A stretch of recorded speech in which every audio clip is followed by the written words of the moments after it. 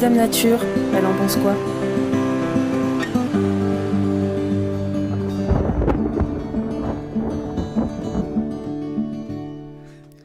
Bonjour à tous, chères auditrices et chers auditeurs, et bienvenue dans cette nouvelle chronique.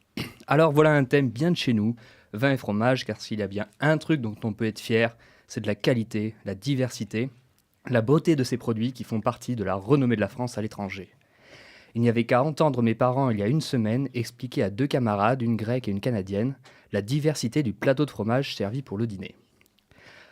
Pourquoi être fier de notre bon vieux Saint-Nec? Pourquoi être fier d'un bon vieux Lalande de Pomerol ou Château Margaux? Parce que tout simplement, ils sont l'expression d'un terroir, mot qui d'ailleurs ne semble pas avoir de traduction dans d'autres langues. Si Brassens intitule une chanson Une jolie fleur dans une peau de vache pour évoquer une histoire d'amour compliquée, et pas forcément à l'avantage de la dame, pris au premier degré, ce titre est par contre l'exacte description de notre patrimoine fromager.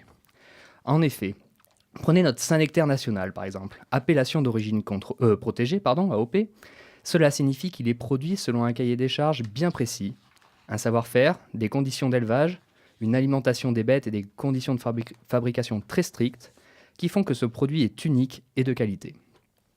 Ce fromage doit être fabriqué sur un territoire particulier, relativement homogène, qui s'étale sur presque 70 communes du Puy-de-Dôme au Cantal. C'est ce qu'on appelle un terroir, que l'on retrouve également d'ailleurs pour le vin. Les vaches, car le Saint-Nectaire est un fromage de vache, qui auront pâturé au moins 140 jours dans les prés, se nourrissent donc de la richesse floristique de nos champs, de nos montagnes, de notre patrimoine naturel. Les primes verts, la fétuque, le paturin, le dactyle, le lotier, la pimprenelle et des centaines d'autres plantes qui colonisent les prairies auvergnates sont la source de nourriture de ces bêtes et donnent alors les saveurs du fromage.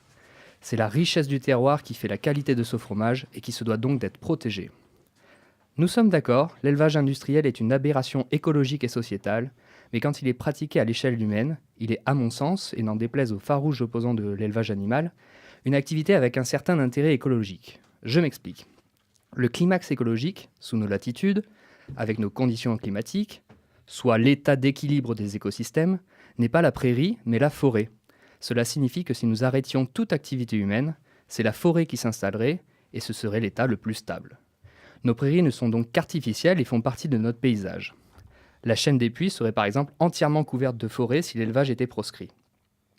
Or, la diversité des espèces sur une prairie est 10 fois plus forte que dans la forêt, et accueille d'autres espèces animales que les espèces forestières. Elles ont notamment un rôle majeur donc dans la préservation de la biodiversité, comme les pollinisateurs qui profitent du grand nombre de fleurs.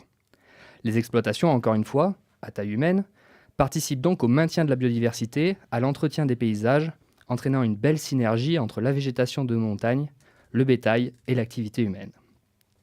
Alors acheter un Saint-Nectaire, ce n'est pas simplement faire preuve de chauvinisme, mais c'est presque aussi un acte citoyen. Cela permet à des agriculteurs de travailler, de produire un produit de qualité, qui oblige alors à la protection et à la valorisation du territoire, à des pratiques respectueuses de l'environnement. Les OGM sont interdits, 50% de foin obligatoire pendant l'hiver, des bêtes nées sur la zone de terroir sont des contraintes auxquelles les producteurs doivent se plier.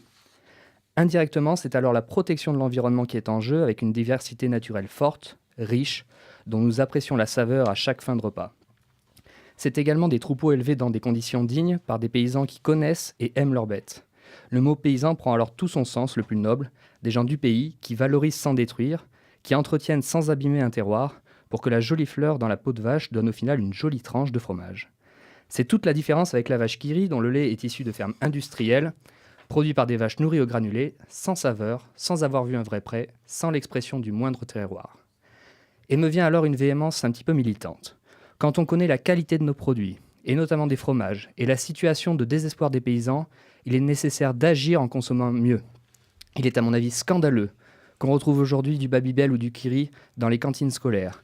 Qui plus est en Auvergne, alors à tous les maires qui ne sont pas dérangés par cela au motif que c'est pas cher, eh bien honte à vous. C'est un territoire que vous mettez en péril, c'est la qualité des repas que vous servez aux enfants qui est mise à mal, c'est la valorisation du sans-goût, du chimique et des risques de santé publique que vous valorisez. Imaginez si les communes, les départements, les régions fournissaient les écoles, collèges, lycées avec des produits locaux et de qualité. On aurait alors des paysans avec des conditions de vie décentes, un revenu assuré et honnête, une activité non délocalisable et un environnement préservé et protégé. Et Dame Nature apprécierait également. Si le passage par de grosses centrales d'achat pilotées par des graphiques sont obligatoires du fait des lois, alors Honte à vous, mesdames et messieurs les députés, pour qui il faut des mois pour trancher 20 pauvres malheureux pourcents de bio dans les cantines.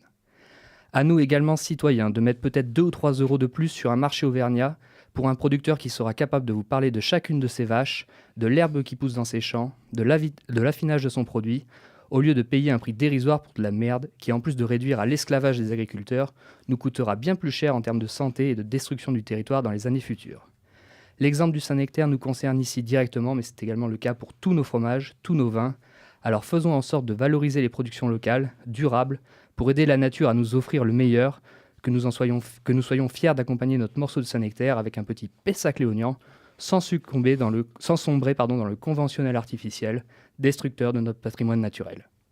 Alors, ce qui est génial avec Antoine, c'est que même quand on s'attend à ce qu'il nous fasse quelque chose de très poétique, il finit par nous faire quelque chose de très militant. En l'écrivant, je me suis énervé. J'étais devant mon ordi, je dis Saint-Nectaire, ça m'énerve. Comme toujours, mais je crois que c'est ce qu'on aime dans tes chroniques. Donc, merci pour cette chronique militante et assumée.